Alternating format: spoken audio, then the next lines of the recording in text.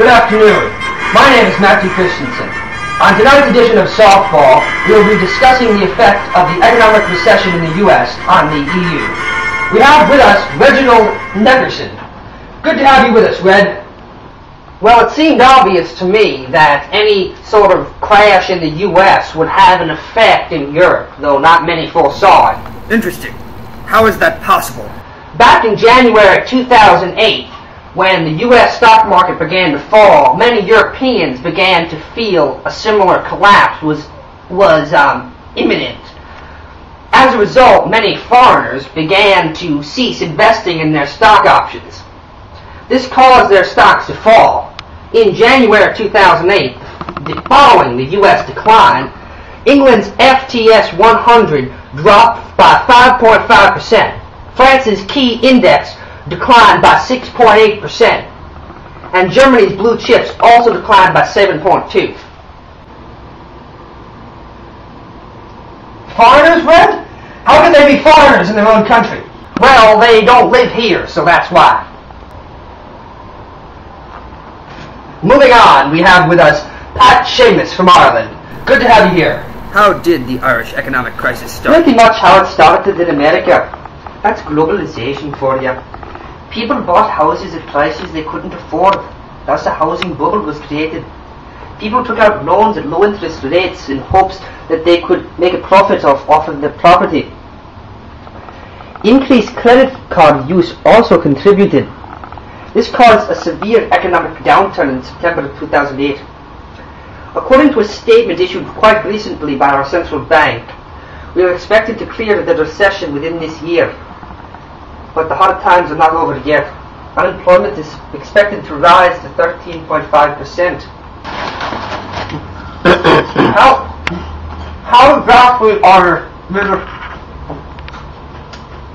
How exactly is this crisis manifesting itself? Well, Matthews, figures show that although Ireland technically entered the recession in December 2009, almost 25% of the population has been cited looking for the pot of gold. But they have not been able to find the rainbow. Production of little green things is down by 14%. The GDP, which stands for the Green Domestic Product, has contracted by 1.4% in the last quarter of 2009. Could this have anything to do with the U.S.? Well, I think we mimicked the U.S. We saw that you were buying on credit, and we followed you. The United States entered its recession in the tail end of 2008. We followed you, entering ours in September of 2008. Because people in the U.S. lost their jobs, there was less spending in America. Thus, America's presence in the international market was decreased. The Irish economy relies heavily on tourism for its income. As of October 15, 2009, tourism was down by 15%. The decline in tourism. All of these factors had the effect of dragging both us and all the other countries in the UK, including Greece, down with them. We may need a four-leaf clover to pull us out. For your time, up next we get the German perspective. We have with us now to comment on the Greek situation, Frau Iris von Überhund. Do you have anything to add about the Greek decline? Do you have any sort of theories as to what might have happened? Do you blame the United States in any way for Greece's decline? Well, since she does not seem to have much to comment, we'll move to our next guest.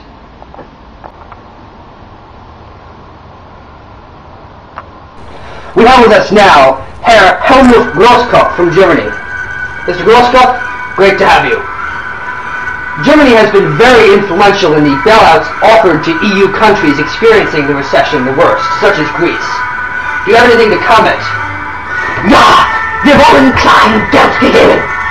Das ist genug. We do not want to give them our money. Das ist genug. Just because we are doing well does not mean we should have to sacrifice our money. Do you blame the U.S. for the Greeks' decline?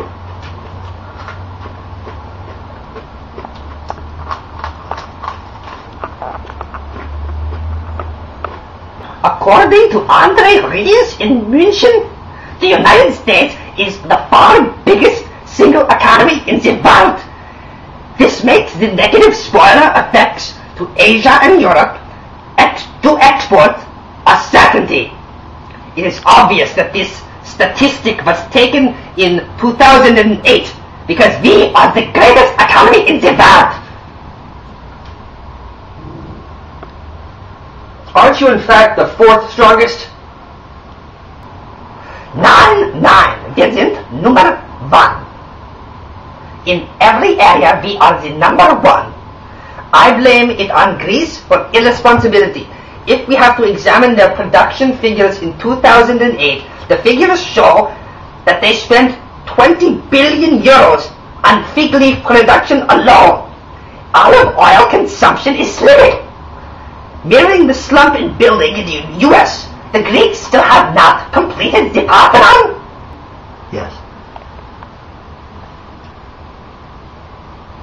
My question was the U.S. influential in the Greek recession, not whether Germany was number 1 in the world? Gleich entschuldigen Sie mich sein, bitte. With economics tied together so closely, we observe the wave theory of economics. If Deutschland were the epicenter, the economic storm, there would be no problems as there are today. Vielleicht ein bisschen. A Deutsche Bank report, jawohl, predicts a 4% decline in the Greek GNP in 2010. Some people think that the recession will last for a decade. Our time is just about over. I would like to thank our guests for joining us tonight on Softball. Have a good night.